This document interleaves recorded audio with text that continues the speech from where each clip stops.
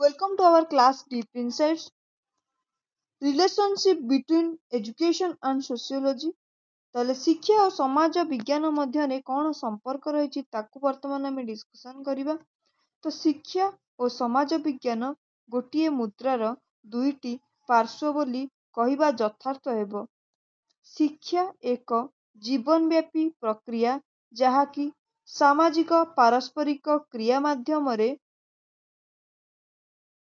ସାମାଜିକ ବ୍ୟବହାରର ଆବଶ୍ୟକ ପରିବର୍ତ୍ତନ ଅନୁଯାୟୀ ଏକ ଶିକ୍ଷଣ ପ୍ରକ୍ରିୟା ଅଟେ। ପ୍ରକୃତରେ ଶୈକ୍ଷିକ କାର୍ଯ୍ୟକଳାପ ମଣିଷର ବିଭିନ୍ନ ସାମାଜିକ କାର୍ଯ୍ୟକଳାପର ଏକ ଅଂଶ ବିଶେଷ ବୋଲି କହିବା ଯଥାର୍ଥ ହେବ। ଶିକ୍ଷା ହେଉଛି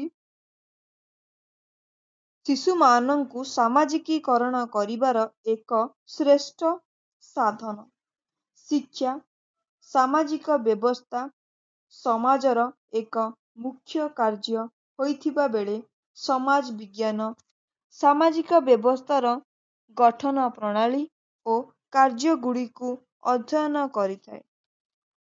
ଶିକ୍ଷା ହିଁ ତା'ର କାର୍ଯ୍ୟ ପ୍ରକ୍ରିୟାକୁ ଉନ୍ନତ କରିବା ପାଇଁ ସମାଜ ବିଜ୍ଞାନର ନୀତିକୁ ଗ୍ରହଣ କରୁଥିବା ବେଳେ ସମାଜ ବିଜ୍ଞାନ ଶୈକ୍ଷିକ ବ୍ୟବସ୍ଥା ଦ୍ୱାରା ସମ୍ପାଦିତ ହେଉଥିବା କାର୍ଯ୍ୟକୁ ନିର୍ଦ୍ଧାରଣ କରିବାକୁ ଉଦ୍ୟମ କରିଥାଏ।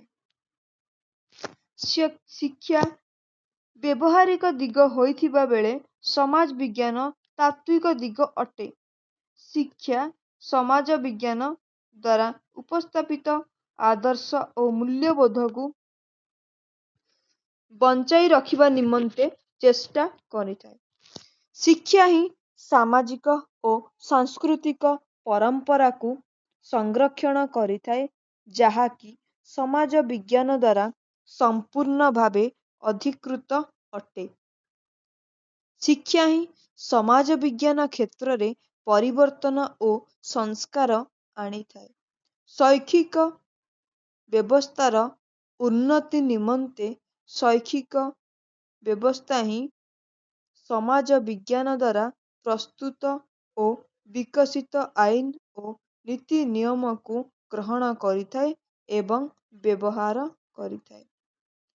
ତ ଶିକ୍ଷା ନିଜ ବିକାଶ ଓ ପରିପ୍ରକାଶ ନିମନ୍ତେ ସମାଜ ବିଜ୍ଞାନ ଉପରେ ନିର୍ଭର କରିଥାଏ।